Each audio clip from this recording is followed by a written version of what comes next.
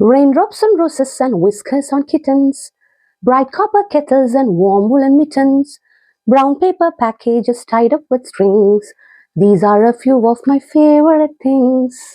ഇത് sound of music എന്ന് പറയുന്ന കുറച്ച് പഴയ ഒരു മൂവിയിലെ വളരെ സ്വീറ്റ് ആയിട്ടുള്ള സോങ് ആണ്. സോങ്ങിന്റെ കോർ എന്ന് പറയുന്നത് നമ്മൾ ഭയങ്കര മൂടിയായിട്ടിരിക്കുമ്പോൾ, നമ്മൾ ഭയങ്കര ബോറടിച്ചിരിക്കുമ്പോൾ, നമുക്ക് ഭയങ്കര പേടിയൊക്കെ തോന്നുന്ന സമയത്ത് ഒത്തിരി നല്ല കുറേ കാര്യങ്ങൾ ആലോചിക്കാൻ വേണ്ടിയിട്ടാണ്. ഉദാഹരണത്തിന് rain drops on roses, whiskers on kittens, അങ്ങനെ സിമ്പിൾ ആയിട്ടുള്ള ക്യൂട്ട് ആയിട്ടുള്ള കുറച്ച് കാര്യങ്ങളൊക്കെ ആലോചിക്കുക, മൈൻഡ് റിഫ്രഷ്ഡ് ആക്കുക. പറഞ്ഞതെന്ന് വെച്ചിട്ടുണ്ടെങ്കിൽ ടേസറുടെ റിവ്യൂവിനെ സമയത്ത് ഞാൻ പറഞ്ഞൊരു പോയിന്റ് ഉണ്ടായിരുന്നു. November month is basically somber tone ആണ്, കംപ്ലീറ്റ്ലി ഒരു ഡൾ ആൻഡ് ഡെസ്പറേറ്റ് ആയിട്ടുള്ള പ്രകൃതിയിലേക്ക് നോക്കുമ്പോഴാണെങ്കിൽ പ്രത്യേകിച്ച് ഒന്നും പറയാനില്ല, ഒന്നും ചെയ്യാനില്ലാത്തൊരു കാലഘട്ടം അല്ലേ?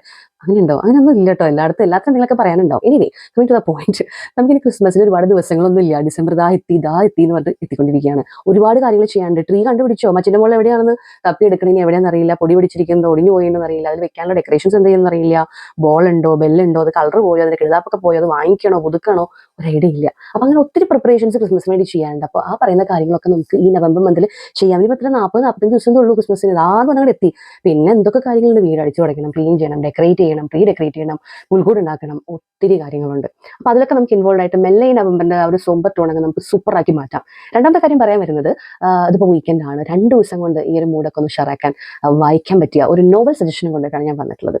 ഈ നോവലിന് ഒരു പ്രത്യേകതയുണ്ട്. ഈ നോവലും വളരെ സ്വീറ്റ് ആയിട്ടുള്ള ഒരു റൊമാൻറ്റിക് ലവ് സ്റ്റോറിയാണ്. Set during this time. Christmas ആണ് അതിന്റെ ബേസിക് ആയിട്ടുള്ള സെറ്റിംഗ് വരുന്നത്. ഫേമസ് ആയിട്ടുള്ള ഒരു ഓഥറാണ്.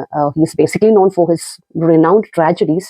പക്ഷേ അദ്ദേഹം ഒരുപാട് സ്വീറ്റ് ആയിട്ടുള്ള, ബ്യൂട്ടിഫുൾ ആയിട്ടുള്ള, സിമ്പിൾ ആയിട്ടുള്ള കുറച്ച് നോവൽസ് എഴുതിയിട്ടുണ്ട്. തോമസ് ഹാഡിയെ കുറിച്ചാണ് പറയുന്നത്. ലിറ്ററേച്ചർ പഠിച്ചു തുടങ്ങിയ സമയത്ത് ഞാൻ പഠിച്ചു തുടങ്ങിയ ഒരു നോവലാണത്.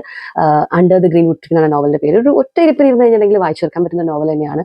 എന്താ പറയുക, Hardy just like D H. Lawrence കുറച്ച് ഡിസ്ക്രൈബ് ചെയ്ത് എഴുതുന്ന ഒരു ആളാണ്. So I love their style, their way of writing. കുറച്ചധികം ഇങ്ങനെ പരത്തി ഇങ്ങനെ വർണ്ണിച്ചെഴുതുമ്പോൾ നമുക്കിങ്ങനെ വി ക്യാൻ പിക്ചറൈസ്. ഓക്കെ, അപ്പൊ അതിൽ ഫാൻസിഡയുടെ അടുത്ത്, അല്ലെങ്കിൽ ഫാൻസിഡ എന്ന് പറയുന്ന നായിക, അദ്ദേഹത്തെ ആദ്യമായിട്ട് ഡിക് ഡൂയി എന്ന് പറയുന്ന നമ്മുടെ നായകൻ കാണുന്ന ഒരു രംഗമുണ്ട്. അത് ക്രിസ്മസ് ഈവിനാണ് ഇവർ കാണുന്നത്. Basically these people are a troupe of singers. Dick ഡൂയിയുടെ അച്ഛനും അച്ഛൻ്റെ കൂട്ടുകാരൊക്കെ ഒരു അങ്ങനത്തെ ഒരു ടീം മോഡൽ പോകുന്നുണ്ട്. Modern and the classic singers and choir and അങ്ങനെ ഒരു കഥ പോകുന്നുണ്ട്.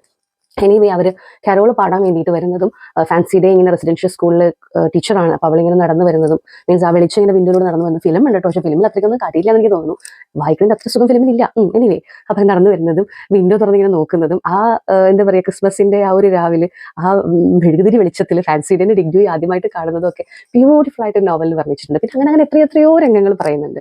അപ്പം അങ്ങനെ ഒറ്റ ഇരിപ്പിന് വായിക്കാൻ പറ്റുന്ന നല്ലൊരു, എന്താ പറയുക, ഇപ്പോഴത്തെ ഒരു മൂഡ് എൻറിച്ച് ചെയ്യാൻ പറ്റുന്ന ഒരു നോവലാണ് under the greenwood tree. അപ്പോൾ under the greenwood tree നോവലൊക്കെ വായിക്കുക, ക്രിസ്മസിനെ കുറിച്ചൊക്കെ ചിന്തിക്കുക, എന്തെങ്കിലുമൊക്കെ ഒരുക്കങ്ങളൊക്കെ ഉണ്ടെങ്കിൽ സ്റ്റാർട്ട് ചെയ്യുക. Dull and desperate and moody and bored ആയിട്ടിരിക്കുകയാണെങ്കിൽ ഉഷാറാവുക, പൊളിക്കണം നമുക്ക്.